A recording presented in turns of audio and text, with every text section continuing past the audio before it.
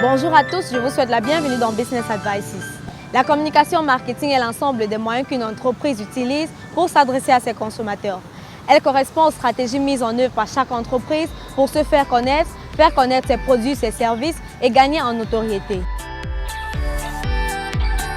William Benbach, publicitaire américain de renom, a dit « Personne ne compte le nombre de pubs que vous faites, on ne se souvient que de l'empreinte que vous laissez ». Pour réussir à cet exercice, Jean-Claude Bilana, expert en communication, vous déroule les différents éléments d'une bonne communication qui influencera positivement votre chiffre d'affaires. Mais avant d'aller à sa rencontre, Arsène Kapnan, directeur zone Afrique centrale de Studeli, société financière spécialisée dans l'accompagnement des étudiants en mobilité internationale, nous a reçus dans ses locaux. Il nous dévoile les différentes stratégies qu'il met en place afin d'augmenter sa visibilité.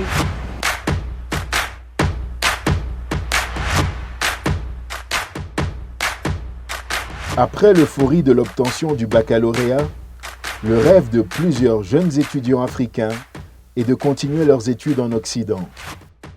France, Allemagne, États-Unis, Canada, ce sont là les destinations de prédilection de ces jeunes bacheliers. Je n'ai pas vraiment voulu insister parce que ça coûtait tellement cher la caution pour pouvoir être dans une école en Allemagne et pouvoir s'héberger là-bas. Là-bas, je crois qu'il y aura plusieurs contacts, j'aurai plus d'associations, j'aurai plus de vision claire. Mais malheureusement, mes parents ne peuvent pas le comprendre. Et pour eux, c'est le pays et rien que le pays.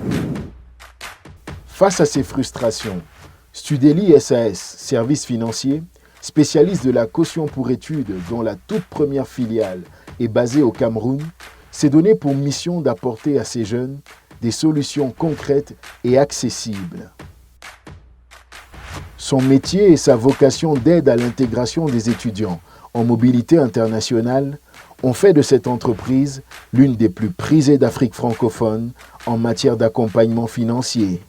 En fait, tout part de l'histoire du PDG du groupe, Duplex Rikamgan, qui, partant du Cameroun en fin des années 2000, a décidé de confier ses fonds à une banque, comme la procédure le demandait, se retrouve en France, mais a dû galérer durant 3 mois pour percevoir ses fonds. Donc durant ce moment-là, il passait d'un ami à un autre étant hébergé et il s'était promis à lui de pouvoir trouver une solution plus tard. Et c'est comme ça qu'il a créé Studeli, qui aujourd'hui est présent dans 15 pays en Afrique. Avec plus de 4000 étudiants accompagnés et un taux de concrétisation de projets d'études supérieur à 90%, Studeli est selon le quotidien béninois Matin Libre le meilleur promoteur d'études à l'étranger. Nous comptons pour les années 2017, 2018 et 2019 plus de 2500 étudiants camerounais, donc plus de 2500 familles qui nous ont fait confiance et avec plus de 90% qui se trouvent en France. Donc voilà, la communication a un réel impact sur notre chiffre d'affaires. Pour gagner en visibilité et toucher davantage de familles, cette entreprise composée principalement de jeunes cadres utilise diverses stratégies de communication, partant des méthodes traditionnelles aux méthodes digitales. Nous occupons les principaux réseaux sociaux, que ce soit sur Facebook, sur Twitter, sur Instagram, sur LinkedIn. Nous sommes présents. Nous avons beaucoup de contenu que nous mettons sur pied, de riches médias, qui aident à mieux comprendre la procédure d'immigration pour les études en France. Donc, on va dire au travers du contenu, les étudiants nous trouvent déjà. Une entreprise aura beau mettre sur pied toute la stratégie de communication nécessaire, mais si les clients arrivent et ne sont pas satisfaits, ils s'en iront, ne reviendront pas. Tandis qu'un client satisfait, n'hésite pas à en recommander. Nous avons pour axe pouvoir satisfaire au maximum notre clientèle. Au cœur de cette stratégie de communication, la ressource humaine. Arsène Kapnan l'a compris. Pour obtenir de bons résultats, il faut s'entourer de personnes à la fois compétentes et productives. Nous avons une très belle ressource humaine en termes de communication. À Studeli, on est très créatif parce que Studeli aujourd'hui évolue dans un contexte qui est multiculturel, donc forcément il faut s'adapter. Ça demande de la créativité. Ensuite, nous sommes volontaires. Nous sommes vraiment passionnés par ce que nous faisons et aussi la compétence. C'est cet alliage-là qui aujourd'hui est le secret de la communication réussie de Studeli.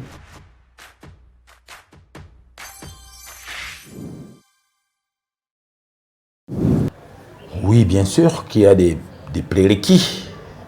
Le principal, c'est le diagnostic.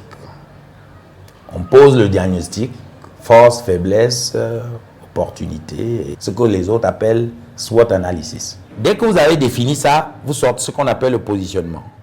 C'est-à-dire, voilà ce que je veux être. Et après, vous élaborez une bonne stratégie générale de communication. Je vais aller vers telle direction, avec tel moyen. Après, vous passez à une stratégie créative, c'est-à-dire les outils, les maquettes, les scénarios de spot, le digital et tout ce que vous pouvez imaginer. Il est normal que vous devez choisir les bons médias, hein, les médias les plus percutants, les moins chers. Bon, aujourd'hui, à l'heure du digital, c'est un peu facile. C'est facile un peu pour... Vous avez vu, un rien fait un buzz ici. Parce que c'est aussi dans les mentalités. Ce qui est bien ne passe pas. Mais si vous dites qu'il y a un chien qui passe avec 5 pattes, ça va passer facilement. Et puis, il faut toujours l'évaluer à la fin. Parce que la communication est un investissement.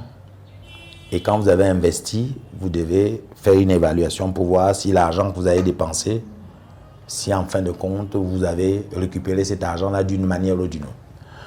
Quand ça ne marche pas, parce que créer une entreprise, c'est naissance, croissance, obsolescence. Dès que vous arrivez à la croissance, vous devez retomber à l'obsolescence. Et c'est là où vous mettez un coup de pub. Généralement, quand on met la pub, c'est que ça ne marche plus, ou ça ne marche plus fort. Malheureusement, les entreprises, quand ça marche mal, ils coupent, ils cisaillent les budgets de com, parce que ça marche mal. Et maintenant, quand ça doit redémarrer, on doit remettre un gros coup de pub. Là, par exemple, la falaise qui a fermé. Maintenant, la falaise a ouvert. Personne ne sait qu'ils ont ouvert. C'est-à-dire, comme ils ont ouvert, ils doivent dire, la falaise is back, on est là. S'ils ne disent pas ça, les gens vont dire, dès que vous dites à la fin, non, ils sont fermés là-bas, on ne sait pas. Donc, généralement, il ne faut pas. Or, avant de fermer, il fallait faire une communication d'entretien pour dire, c'est vrai, on a fermé parce qu'on veut faire des mesures de ceci et de cela, et communiquer de temps en temps.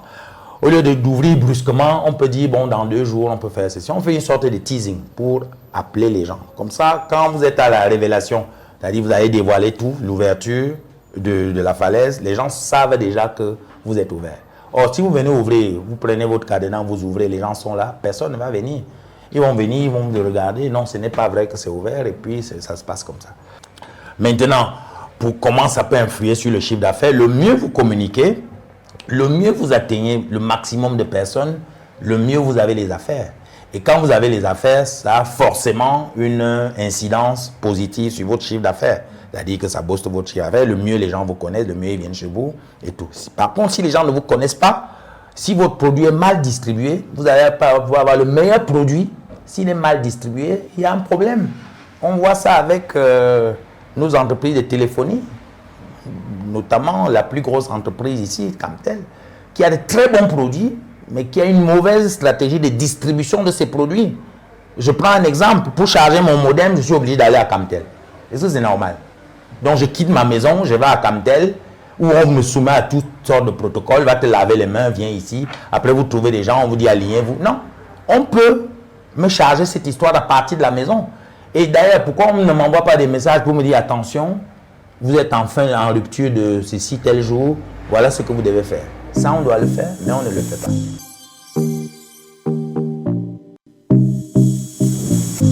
Maintenant, vous avez toutes les cartes en main, alors à vous de jouer. On se donne rendez-vous pour une nouvelle édition pleine de découvertes avec notre prochain expert. Vous pouvez poser des questions ou demander des conseils aux adresses qui s'affichent au bas de votre écran. Merci d'avoir été des nôtres. À très bientôt et d'ici là, pensez grand, pensez Business Advices.